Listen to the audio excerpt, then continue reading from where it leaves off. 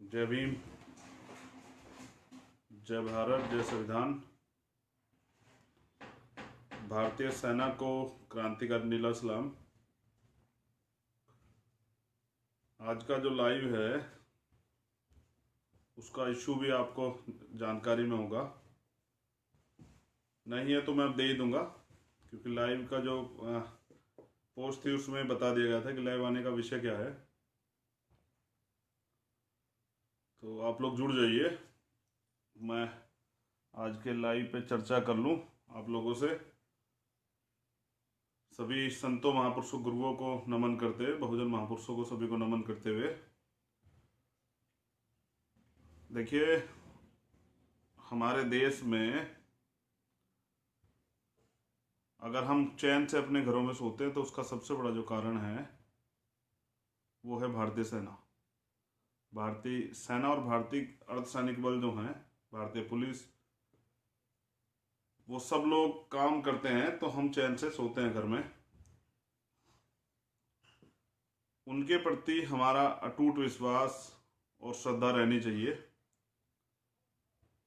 लेकिन मैं ये एक बात कह देना चाहता हूँ आप लोगों से, आप मुझे बताइए, ये बिल्कुल सीधा सवाल है, आप सब लोग समझदार हैं, क्या एक दिन के बाद शहीद याद रखे जाते हैं?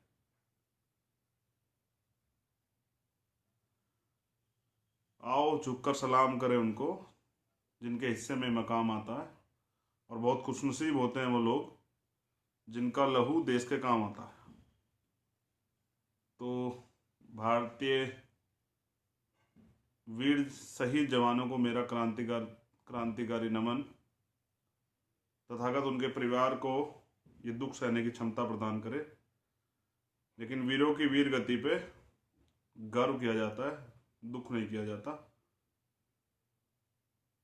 तो मैं कह रहा था कि सिर्फ एक दिन के बाद जब आपको जानकारी होती है, अंतिम यात्रा के बाद मुझे नहीं लगता हमारे देश में शहीदों को याद रखा जाता है। और जो अपने रक्षकों को भूल जाते हैं उनका क्या हश्र होता है, ये समझना पड़ेगा देश को। मैंने बहुत सारे ऐसे साथी देखे हैं जो वीर गति को प्राप्त हुए, शहीद हुए, और उनके परिवारों को फिर जो सरकारी सुविधाएं मिलती हैं उनके लिए उनको दर दर भटकना पड़ता है, और सरकारी कर्मचारियों द्वारा उनको जो है सम्मान की जगह अपमान बार बार मिलता है। मैंने ऐसे कई मामलों में आवाज़ उठाई। मैं लास्ट टाइम सहारनपुर था, मैं दो क्रांतिकारी साथी वहाँ जो हैं वीर जवान भारतीय सेना के शहीद हुए, और वो सुविधाएं जो उनके परिवार को मिलनी चाहिए थी उनमें से एक सुविधा भी जो है अभी तक उन परिवारों को नहीं मिली है। मैं सवाल इसलिए उठा रहा हूँ कि मैंने बताया कि हम चैन से इसलिए सोते हैं कि सीमा पे कोई माइनस टेम्परेचर में जाग रहा हुआ है और आपकी सुरक्षा कर रहा है। तो सरकार से मेरी ये मांग है, पुरजोर मांग है, कि जो भारतीय शहीद हैं, हर शहीद के परिवार को 1 करोड़ रुपए की धनराशि जो है वो प्रदान की जाए। परिवार के एक व्यक्ति को 1 लाख की सरकारी नौकरी जो है प्रदान की जाए। उनके गांव में उनके सम्मान स्वरूप उनकी प्रतिमा लगे, उनके नाम का स्मृति द्वार बनाया जाए, उनके नाम पर स्कूल बनाए जाए, और उनके बच्चों को फ्री शिक्षा जो है, अच्छी से अच्छी फ्री शिक्षा जो है प्रदान की जाए, जिससे कि और लोगों में और युवाओं में देश के प्रति प्रेम, देश की सेवा के प्रति प्रेम करने का जज्बा जागे और वो मजबूती से इसमें हिस्सेदारी लें। अब आज का जो मेरा लाइव है वो बहुत गंभीर है, इस पे अब आप बड़े गौर से ध्यान से सुनिएगा। डोकलाम विवाद के बाद जो है बैंक ऑफ चाइना को भारत में काम करने का मौका देना, और लद्दाख के समय चाइना की कंपनी को ठेका जो है जो दिया गया वो समझ से परे है। दोनों ठेके जो हैं वो रद्द कर देने चाहिए, ऐसी सरकार से मेरी मांग है। और ये मैं किस लिए कह रहा हूं इसको आप समझ लीजिए। चीन का एक बड़ा जो है आर्थिक बजट है सैन्य शक्ति का, और अगर वो पैसा उसे हमारे यहाँ से मिलता है और वो उस पैसे को सेना पे खर्च करता है अपनी, और वही सेना फिर हथियार बना के उनसे हथियार बन के हमारे शहीदों के हिस्से में शहादत आती है, तो इससे फायदा होगा या नुकसान होगा, आप बेहतर तरीके से समझ सकते हैं।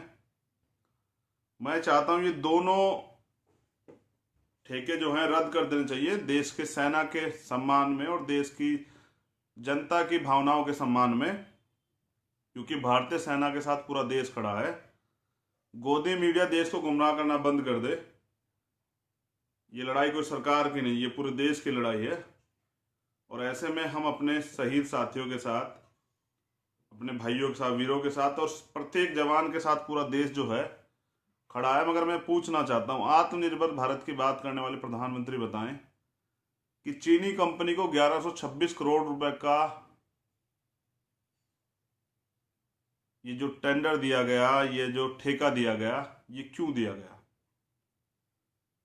आम आदमी से आप आत्मनिर्भर बनने की बात कर रहे हैं और चीनी कंपनियों को इनाम दे रहे हैं क्या 1126 करोड़ रुपए का? क्या भारत के में हुनर नहीं है? भारत को तो चीन से ज्यादा सतर्क रहने की आवश्यकता है, क्योंकि चीन अति महत्वाकांक्षी है। भारत में हुनर की कमी है क्या? भारत के हुनर का पूरी दुनिया लोहा मानती है, लेकिन भारत के हुनर को नजरअंदाज करके, उसकी प्रतिभा को जो है का अपमान करके, भारतीय प्रतिभा का, सरदार पटेल जी की 3,000 करोड़ रुपए की मूर्ति जो है हम लोग चीन से बनवाते हैं। हम शिवाजी महाराज की जो मूर्ति जो है वो चीन से बनवाते हैं। ये बताइए, क्या ये भारतीय हुनर का अपमान नहीं है? क्या भारतीयों में इतना हुनर नहीं है कि वो यहां मूर्तियां बना सके? और उसी पैसे का प्रयोग चीन हमारे खिलाफ हथियार बना के करता है, तो दुश्मन को अगर हम आर्थिक रूप से मदद कर रहे हैं तो दुश्मन कमजोर होगा या ताकतवर होगा? कब तक देश को बर्बाद करेंगे प्राइम मिनिस्टर? पीएम ने चीन के जो राष्ट्रपति है पिछले 6 साल में 26 बार मुलाकात की है उनसे, और खुद प्रधानमंत्री 5 बार जो है वो चाइना की यात्रा कर चुके हैं, उनके साथ झूले झूलते हैं बैठ के। ये आपकी विदेश नीति है? ये आपकी कूटनीति है? ये आपकी ताकत है? ये आपकी काबिलियत है? ये आपकी वार्ता है? आपने विदेश नीति के नाम पे, विदेश यात्रा के नाम पे करोड़ों अरबों रुपए जो है देश के खराब किए हैं। मिला क्या है उसके बाद? ये हमारे जवानों की शहादत, ये अपमान। निरंतर फेसबुक पे और सोशल मीडिया पे चीनी सामान के बहिष्कार का अनुरोध किया जा रहा है। आप सब लोगों ने पढ़ा होगा, सब लोगों ने सुना होगा। मेरे लाइव के बाद यूट्यूब चैनल के माध्यम से आप लोग सुनेंगे भी। मैं सरकार से अपील करता हूं, चीनी प्रोडक्ट को भारत में आप बैन कर दीजिए।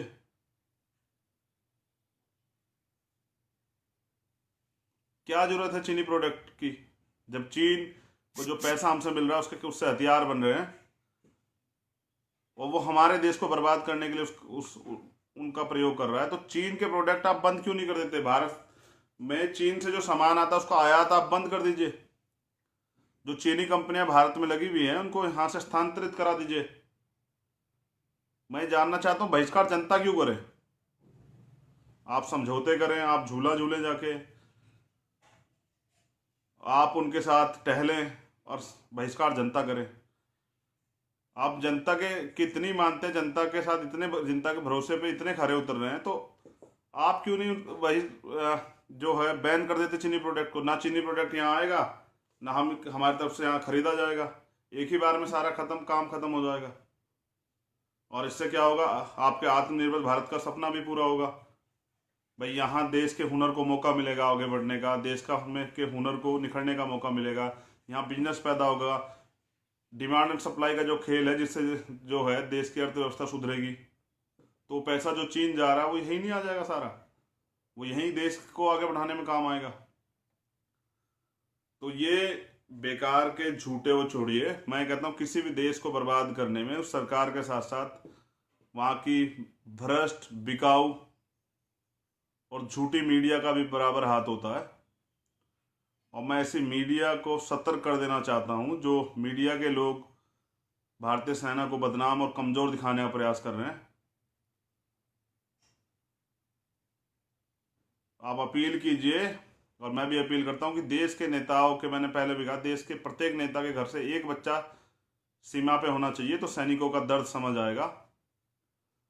जिस देश में सैनिक बार बार वीडियो बना के डालते हो कि खाना अच्छा नहीं मिल रहा है और अच्छी सुविधाएं नहीं मिल रही है, गलत व्यवहार हो रहा है, दुर्व्यवहार हो रहा है, उसके बावजूद भी, माइनस टेम्परेचर में काम करने के बावजूद भी देश के जवानों को के हौसले पे, हिम्मत पे, उनकी काबिलियत पे सवाल उठाने वाली मीडिया को शर्म नहीं आती? सरकार की चाटुकारिता में इतने पागल हो चुके हो भेड़ियो। देश की प्रत्येक घर, प्रत्येक जो देश की पूरी जनता, वो पूरी अपने सेना के साथ खड़ी है। ये आपका जमीर मर चुका है। तो हमारी सेना कमजोर नहीं है, हमारी सेना ताकतवर है।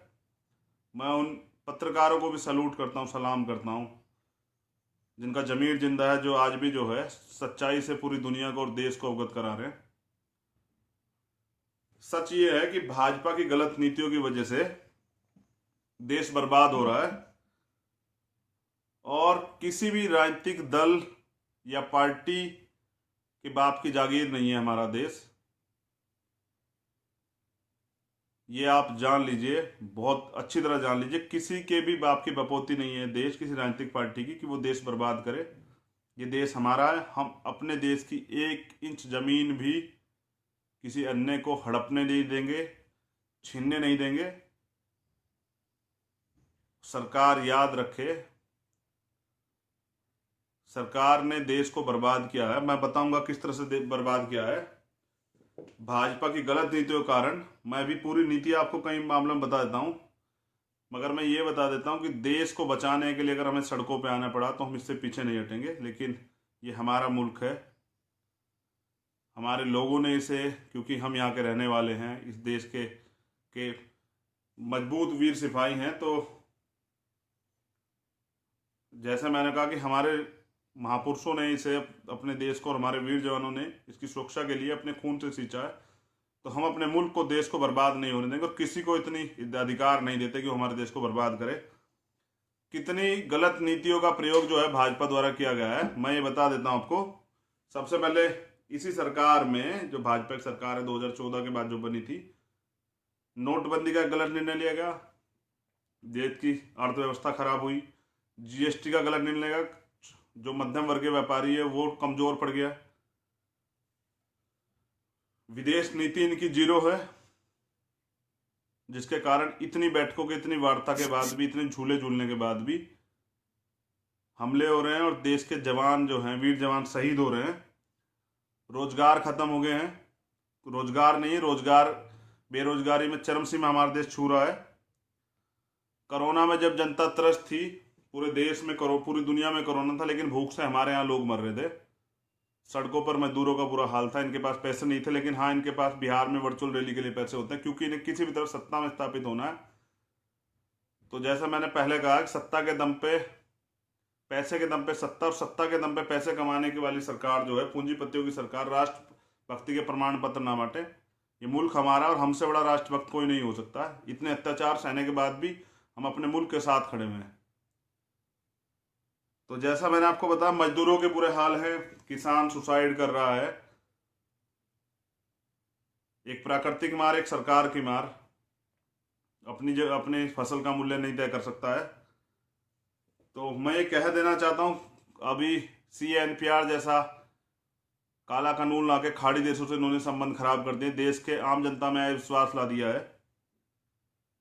ये संविधान को धीरे धीरे खत्म कर रहे हैं। ये भाजपा की जो संविधान विरोधी सरकार है। मैं आम जनता से अपील करता हूं कि अब अगर देश को बचाना है तो भाजपा को भगाना पड़ेगा। इनकी भ्रष्ट नीतियों की वजह से देश कमजोर पड़ रहा है, और जैसा मैंने कहा, देश हमारा है, हमें किसी भी हालत में इस देश को कमजोर नहीं पड़ने देना है। तो आप लोग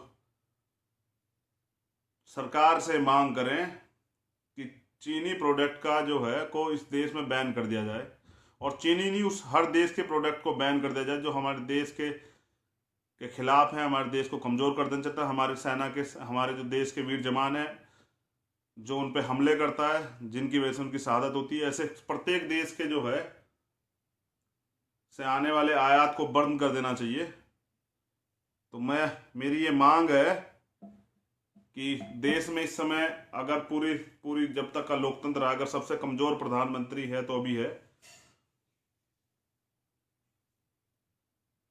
भाजपा भी अगर चाहती है कि कोई, जब तक उनकी सरकार है और अच्छे निर्णय रहे और देश मजबूती से चले, हाल तो उनकी नीति ऐसी नहीं है, तो मैं चाहता हूं कि नरेंद्र मोदी जी को बदल देना चाहिए। उनके बस का देश चलाना नहीं है, वो आत्ममुग्ध हैं अपने प्रचार प्रसार में, उन्हें देश से कोई मतलब नहीं है, और मतलब तो पूरी भाजपा को नहीं है, क्योंकि जहां मजदूर किसानों के बुरे हाल थे, प्रवासी भारतीय मजदूर मर रहा था, उसके बाद आप वर्चुअल रैली कर रहे थे 144 करोड़ रुपए खर्च करके। शर्म आनी चाहिए आप लोगों को। देश की जनता सब समझ रही है। भ्रष्ट मीडिया को मेरा कहना है कि कल आपको भी इस देश में रहना, सरकारें बदलती रहती है, तो सरकार का फेलियर आप देश की सेना पे ना डालें। हमारे देश की सेना जिंदाबाद थी, जिंदाबाद है, जिंदाबाद रहेगी, और हमारा मुल्क आबाद था, आबाद है और आबाद रहेगा, और किसी को भी इसके खिलाफ साजिश नहीं करने दी जाएगी। बहुत हुआ, अब कोई भी इस देश को कमजोर नहीं कर पाएगा। इसलिए मेरा संदेश जो है आज पूरे देश के नाम था और हमारे युवाओं के नाम था कि हमारा मुल्क सबसे पहले है, हम सबकी जान से पहले, हमारे मान सम्मान से पहले हमारे मुल्क का मान सम्मान है, हमारे वीर जवानों का मान सम्मान है। एक बार और उन सभी वीर जवानों को, उनके परिवारों को मेरा कोटि कोटि नमन। तथागत आपको इस दुख को सहने की क्षमता प्रदान करे। मेरी बहुत बहुत मंगल कामनाएं सब लोगों के लिए। जय भीम, जय भारत, जय संविधान। देशवासियों से अपील करता हूं कि वो अपने मुल्क को बचा लें और बहरी सरकार के खिलाफ इतनी जोर से हल्ला बोल करे कि जो 48 घंटे इतनी बड़े मामले को छिपाया गया, ऐसी गलतियां दोबारा ना हो, और कठोर और ठोस कदम उठाए जाएं और अच्छी नीतियां बना के जो है देश को बचाया जाए। ऐसा ना हो कि जब भाजपा सरकार खत्म हो तो देश उस हादसे पे पहुंच सका हो कि देश को संभालने में जो है आने वाले 50 साल लग जाएं।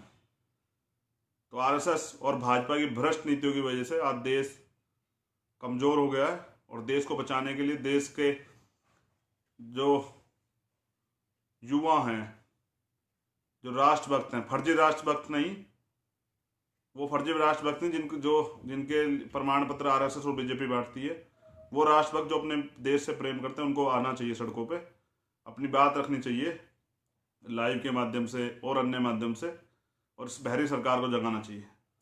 धन्यवाद।